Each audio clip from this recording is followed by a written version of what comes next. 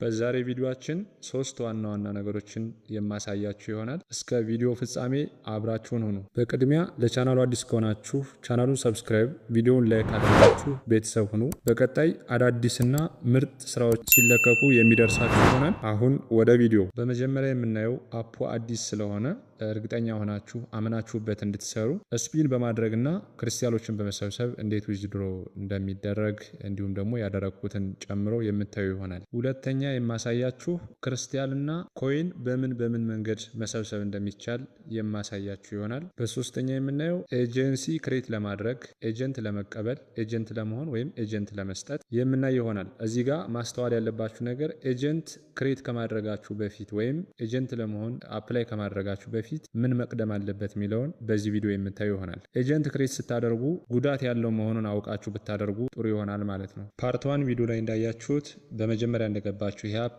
4.8 እስከ 4.6 ዶላር እንደገባችሁ በነፃ የሚሰጣችሁ ሲሆን 5 ሲሞላ ማውጣት ትችላላችሁ ማለት ነው። ስለዚህ አሁን 5 ሞልተን እንዴት ማውጣት እንደምንችል በዚህ ቪዲዮ እንመልከት። ኢንቫይት የሚለው ጋር ገባው። እንደምታዩት እዚህ ጋር ስፒን ካርድ ሰጥቶኛል። ስፒን ላደርግበት ነው። እዚህ ጋር እንደምታዩት ኮሌክትል እና እዚህ መጥቼ ጎል አለው ማለት ነው። ጎል ስል እንደምታዩት 4.6 ከምናምን ነበር ለኔ እንደጀመርኩ የሰጠኝ። ከዛ በኋላ ልክ ስፒን እያደረግኩ እንደምታዩት ይሄው 47 ሆነ። 47 ኬ ደርሷል። እንደምታዩት 48 ኬ ደርሷል። እኔ ቶሎ ቪዲዮ እንዳይረዝም እያዘለልኩት ነው። 49 ደርሷል እንደምታዩት። ከዛም ይሄው ስፒን ሳደርግ 50 ኬ ብሏል። ካሻውት የሚለው በአረንጓዴ እዚህ ጋር ቀስት ያደረኩበት የሚታያችሁ ካሻውት እያለኝ ነው። እዚህ ጋር አረንጓዴ ምልክቷን ካሻውት የምትለውን አንዴ ክሊክ አደረኩ። ከዛም እንደምታዩት ጎ ዊዝድሮ ይላል። እሱን ክሊክ አደረኩ። በመቀጠል ፕሊስ ሰሌክት ኤ ከረንሲ ይለኛል። ቀስቷን ከነካችሁ በኋላ የኢትዮጵያን ባንዲራ ትመርጣላችሁ። ቴሌብር፣ ንግድ ባንክ፣ አዋሽ ባንክ እና አቢሲኒያ ባንክ የመሳሰሉት እዚህ ጋር እንደምታዩት እንደዚህ ያስመርጣችኋል። ስለዚህ እኔ ማውጣት የፈለግኩት አሁን በንግድ ባንክ ስለሆነ ንግድ ባንክን አንዴ ሰሌክት አደርጋለሁ። $1 155 ብር የኢትዮጵያ ብር ይሆናል እያለኝ ነው። እንዲሁም ከ10 ሺህ ነጥቦች ጋር ተመሳሳይ ነው ብሎኛል። የአገልግሎት 3% ትከፍላለህ ይላል። ድሮ አማውንት አጠቃላይ ብሮ የሚመጣው 775 ብር ነው። ፊ ወይም የአገልግሎት ሲቆረጥ 23 ብር ከምናምን ሲቀነስ ደግሞ የሚደርሰኝ 751 ብር እንደሆነ እዚህ ጋር እያሳየ ነው ማለት ነው። ትንሽ ስክሮል ካደረጋችሁ በኋላ ፕሊስ ኢንተር አካውንት የሚለው ጋር አካውንት ቁጥር እዚህ ጋር ትጽፋላችሁ። ከስር እንደምታዩት ስሜን ጻፍ፣ ዋትሳፕ አስገቡ ይላል። ኦፕሽናል ነው ማለፍ ትችላላችሁ። ከዛም እንደምታዩት ዊዝድሮ የሚለውን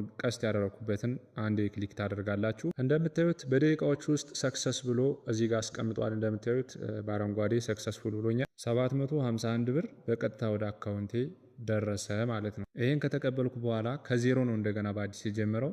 ቅድም 8 ስፒኖች ተርፎኝ ስለነበረ ክሊክ ሳደርግ እንደምታዩት 65000 ነጥቦችን ሰጠኝ። እንደምታዩት አሁንም ክሊክ አደረግኩ 73000 ደርሷል። ወደ 75000 በላይ አካባቢ ደረሰ ማለት ነው። 80 ኬ ላይ ሲደርስ ወይም 80 ሺህ ላይ ሲደርስ ወይም $8 ላይ ሲደርስ ልክ እንዳሁን እንዳያችሁት ካሻውት የሚለው ይበራልኛል። ካሻውት አደርጋለሁ ማለት ነው። ይሄ ለብቻው የሚቀጥል ሲሆን ከዛኛው ክርስቲያን ጋር አይገናኝም። ማወቅ ያለባችሁ ብዙዎቻችሁ የሚመስላችሁ ዴይሊ ታስክ ሰርታችሁ ክርስቲያን ላይ የምትጨምሩት ነው የሚመስላችሁ፣ ግን እሱ አይደለም። የዚህኛው ኢንቫይት በማድረግ በአንዳንድ ተግባሮችን ስተገብሩ ነው ነፃ ካርዶችን የሚሰጣችሁ። እንደገባችሁም በነፃ ነው የሚሰጣችሁ፣ በኋላም አንዳንድ ካርዶችን የሚሰጣችሁ ማለት ነው።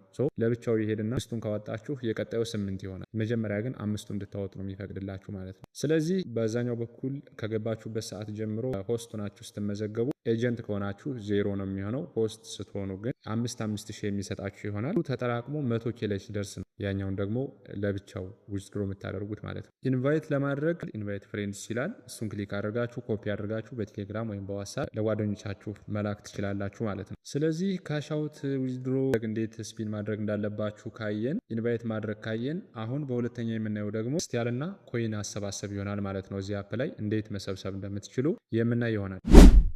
ሊንክ በኩል አውርዳችሁ ሆስት ናችሁ ስትመዘገቡ 2 ሰዓት ማይክ ኦን አድርጋችሁ ስትቀመጡ ምንም አይነት ሪሲቭ የምትሉት ነገር ወይም ምንም አይነት የምትነኩት ነገር የለም። 2 ሰዓት ብቻ ስታጠናቅቁ የ2 ሰዓት ሪዋርዳችሁን 5000 ክርስቲያን ራሱ አውቶማቲክ ሚላይ ገብታችሁ ቼክ ስታደርጉ አስቀምጦላችሁ ይቆያል ማለት ነው። ይሄ የመጀመሪያው አሰባሰብ ሲሆን ይህን ለማግኘት የሚያስፈልገው ክራይቴሪያ 2 ሰዓት ማይክ ኦን አድርጎ መቀመጥ እንዲሁም ደግሞ በኤጀንት ስር መሆን ያስፈልጋል ማለት ነው። ምክንያቱም እናንተ ኤጀንት ከሆናችሁ ታስኩ ሙሉ ለሙሉ ይጠፋል። እናም እንደዛ በምታደርጉበት ጊዜ ታስኩ ይጠፋና እናንተ የምታገኙት ሰው በማስገባት ብቻ ነው የሚሆነው። ከዛ ውጭ ምንም ኮይንም ወይም ክርስቲያን የምታገኙት ነገር አይኖርም ማለት ነው። የመጀመሪያውና ዋነኛው ክርስቲያን አሰባሰብ ካየን፣ ሁለተኛው አሰባሰብ ደግሞ ኮይን እንዴት ነው የምናገኘው ለሚለው ኢንቫይት ያደረጋችሁ ሰው አውርዶ እስከተጠቀመ ድረስ ምንም አይነት ክራይቴሪያ አይጠይቅም ማለት ነው። 1000 ኮይን ይላል እንደምታዩት እዚህ ጋር በዚህ መንገድ የምታገኙ ሲሆን፣ ሌላኛው ደግሞ ማይክ ላይ በተቀመጣችሁበት ሰዓት ወይም ደግሞ ዝም ብላችሁ ዳታ ከፍታችሁ ወደ አፑ በገባችሁበት አጋጣሚ ልክ እንደዚህ የጮኸ በሚመጣበት ሰዓት እኔ ድምፁ ስለቀነስኩት እናንተ በፍጥነት ልክ እንደኔ ይሄው እንደዚህ እንደምታዩት ታብታብ እያደረጋችሁ መቀበል ትችላላችሁ ማለት ነው። ከትንሽ ቆይታ በኋላ ልክ እንደዚህ ሲመጣ በፍጥነት ታብታብ በማድረግ ኮይኖችን በዚህ መንገድ መልቀም ትችላላችሁ ማለት ነው። እንዲሁም የራሳችሁን ሩም ለመክፈት ስትፈልጉ እዚህ ጋር እንደምታዩት ቀስት ያደረኩበት ማይን የምትለው ጋር አንዴ ክሊክ ታደርጋላችሁ። ልክ እንደምታዩት ባለ 20 ማይክ እንደዚህ ይመጣላችኋል ማለት ነው። ስለዚህ እናንተ አንዱ ቁጥር ወንበር ላይ ነካ አድርጋችሁ ጆይን ስትሉት ማይክ ኦፍ ማድረግ ስትፈልጉ ከስር እንደዚህ ኦፍ እያደረጋችሁ፣ ያው ኦፍ አይደረግም ግን ለማሳየት ያክል ነው። እንዲሁም ያጠናቀቃችሁበትን ደቂቃ ለማየት ከራሳችሁ ሩምም ይሁን ከሌላ ሰው ቤት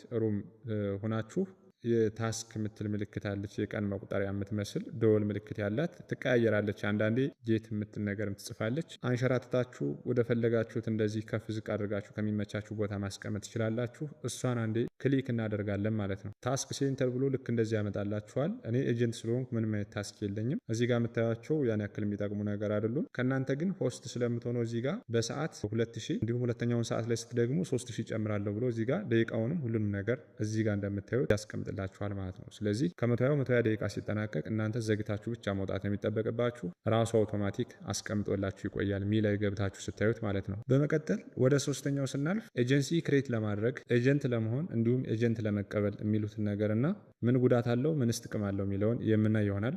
እዚህ ጋር ማይ ኤጀንሲ የሚለውን አንዴ ክሊክ ታደርጋላችሁ። ከዛም እዚህ ጋር እንደምታዩት ቢካም ኤጀንት የሚለውን አንዴ ክሊክ ታደርጋላችሁ። በመቀጠል እንደምታዩት እዚህ ጋር ያሉትን ፖሊሲዎች ማንበብ አለባችሁ ማለት ነው። ዝም ብላችሁ ኤጀንት ለመሆን አፕላይ አታደርጉ። በእኔ በኩል የመጣችሁ ዝም ብዬ ኤጀንት አላደርጋችሁም እንደምትጎዱ ስለማያውቅ ማለት ነው። ነገር ግን ሌሎች ሰዎች ከሆኑ አፕላይ ስታደርጉ አውቶማቲክ አክሴፕት ካሉት ከሰራችሁ ማለት ነው።